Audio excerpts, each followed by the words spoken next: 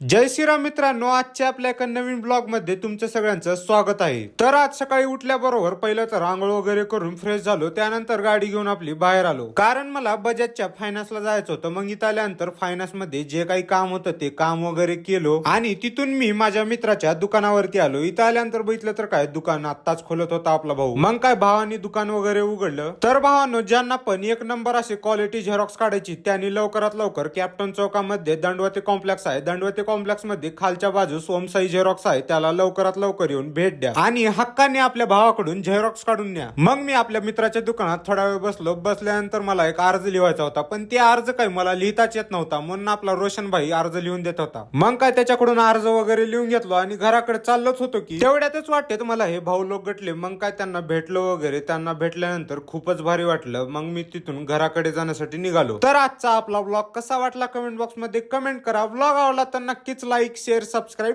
Follow करून टाका.